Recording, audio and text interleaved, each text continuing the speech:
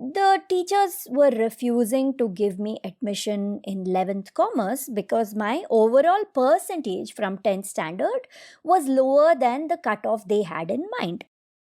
Back then, I did not have the sense to point out the subjects on my marks card and show that the very subjects that they were trying to push me towards, which is arts, were the subjects which had actually pulled down my complete percentage. And I had managed to get high marks in maths and English and even geography for that matter, things which were going to be a part of my commerce education.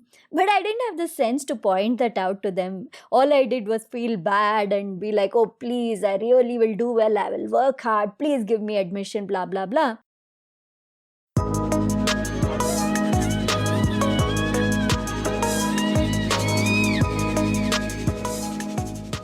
Hello, hello, hello. Welcome back to the Feel Good Factor. I'm Susmita Veganosaurus, and I'm so glad you could join me here today.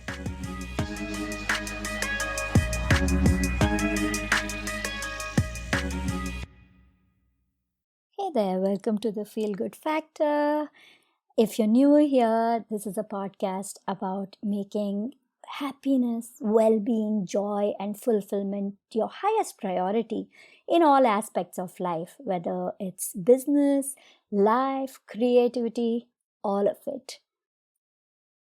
If you enjoyed this podcast, then sign up for my free newsletter, The Feel Good Tribe. Go to veganosaurus.com, veganosaurus.com/newsletter and join the tribe.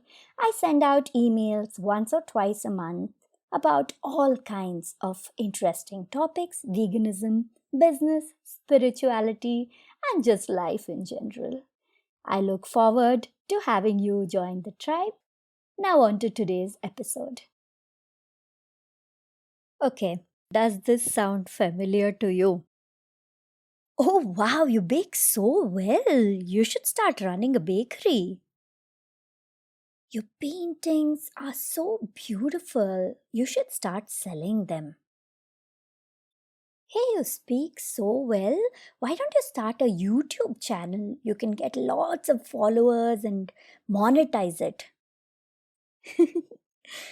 Well, maybe these exact statements aren't familiar, but you know what I'm getting at. I'm sure at some point in your life, you've heard something somewhere along these lines.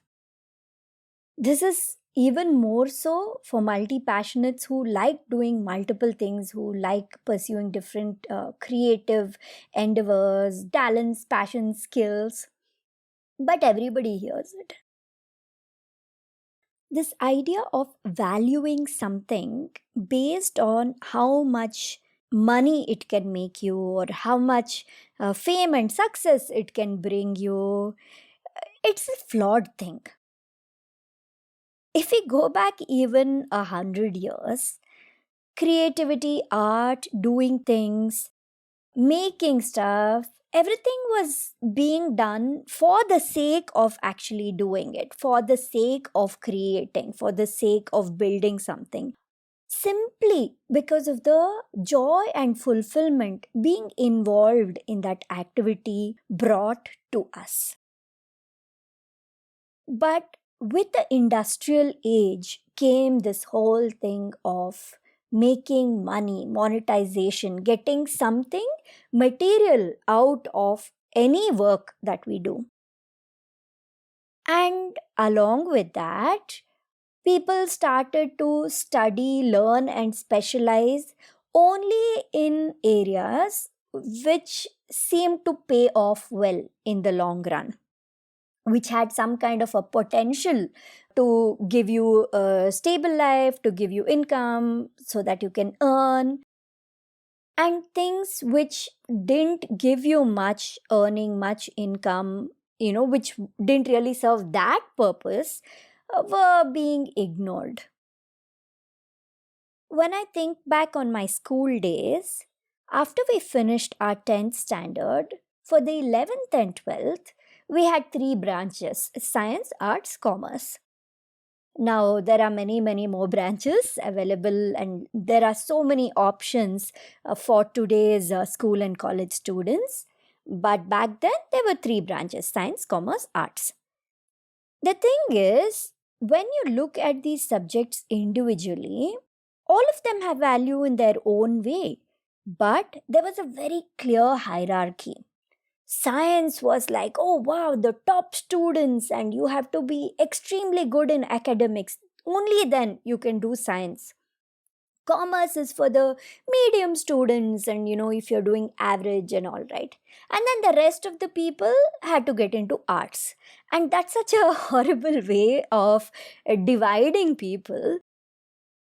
When I was trying to get admission for my 11th standard, I wanted to study commerce because I was good with maths and accounts and English, and the kind of subjects that were being covered in commerce. I hated history, civics, and things like that. And I wasn't very keen on science subjects like biology, chemistry, physics. So for me, commerce was perfectly suited. It would help me study and learn and grow, and also at the same time it would give me plenty of time to pursue all my extracurricular interests and activities. But when I was trying to get admission, my percentage wasn't high enough to get admission to 11th standard commerce in ISC. So I studied in ICSE and ISC, which is a little bit more tough than the state syllabus. The teachers were refusing to give me admission in 11th commerce because my overall percentage from 10th standard was lower than the cutoff they had in mind.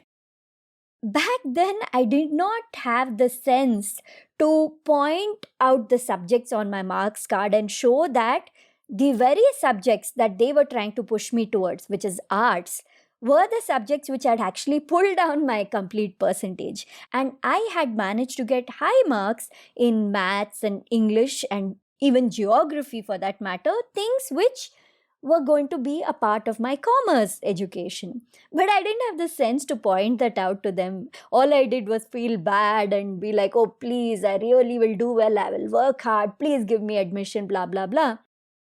Well, the good news is in the end it all worked out and they gave me admission in 11th commerce, and that was really good because that, as I had predicted, was perfectly suited for me, all those subjects, and I did much better in my 12th exam than I had done in my 10th exam.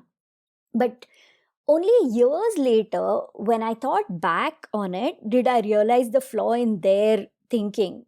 I shouldn't have even needed to ask them so much or beg to get that permission and so desperately need it. It's such a sad thing to put a teenager through, especially when my strong subjects were exactly the ones in which I wanted to study further. So, this hierarchy of science being like for toppers and commerce being for the medium students and arts being for the so called poor students, this very, very flawed hierarchy arises from this mindset of science subjects paying off a lot better in the long term compared to arts related subjects. And even though art subjects didn't lead to careers that paid very big amounts like science subjects would, art students were not dumb in any way, the way it was represented. They were really good at their subjects. There were students who genuinely wanted to study history and all the arts related subjects, and they were really good at it.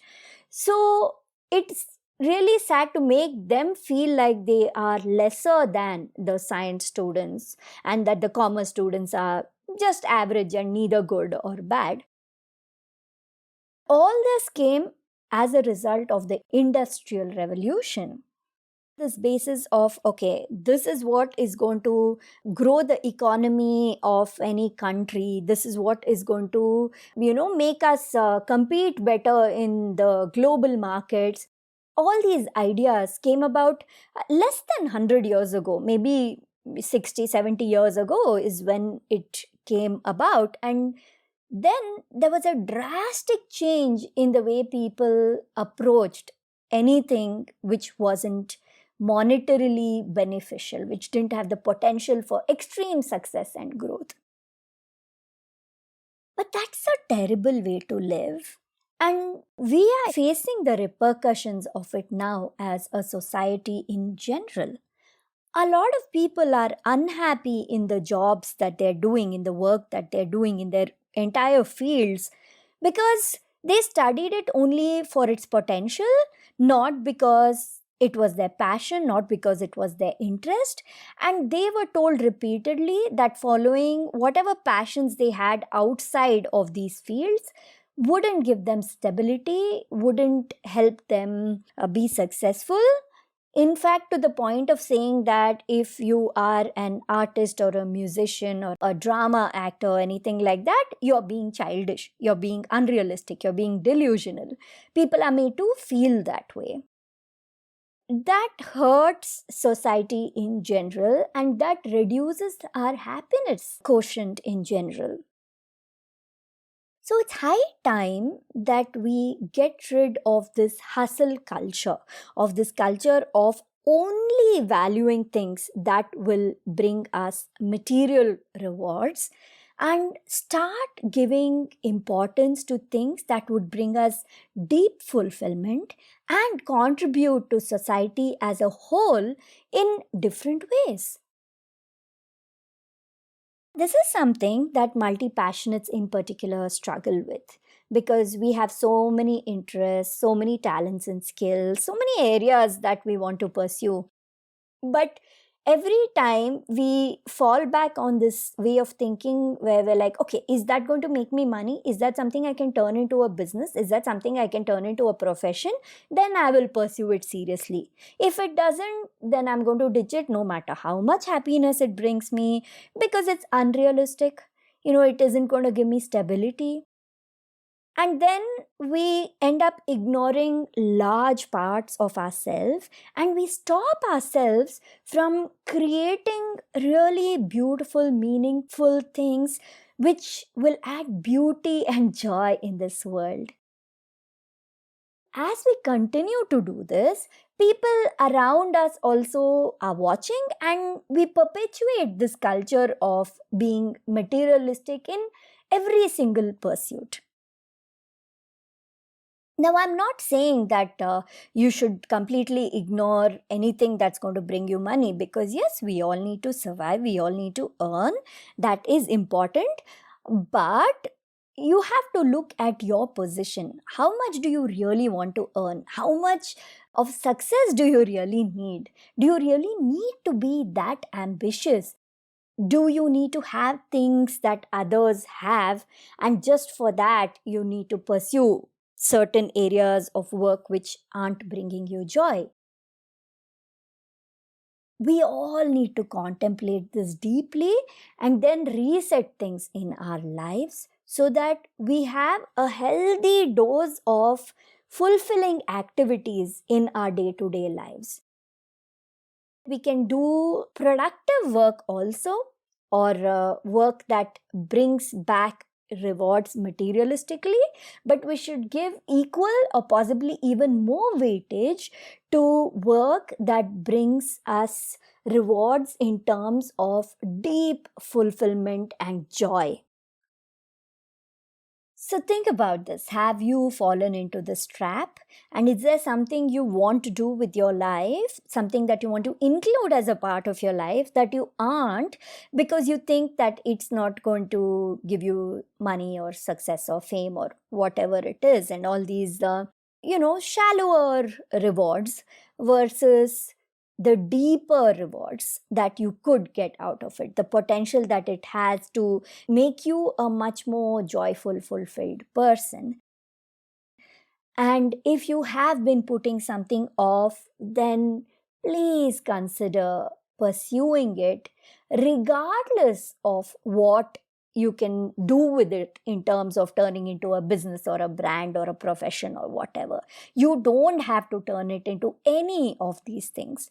In fact, you don't even have to be good at those things. What matters is how much of joy and fulfillment you get out of it, and how content you feel with your life overall because of including these activities in your regular life. Prioritize your happiness, your joy, your fulfillment, your well being. And it's something that's going to help you, the people around you, and the whole world in general. That's all I wanted to share today. I hope this episode has given you a lot to think about. Thank you so much for listening to this episode of The Feel Good Factor. I'm Susmita Veganosaurus, and I'm looking forward to talking to you again very soon. Bye!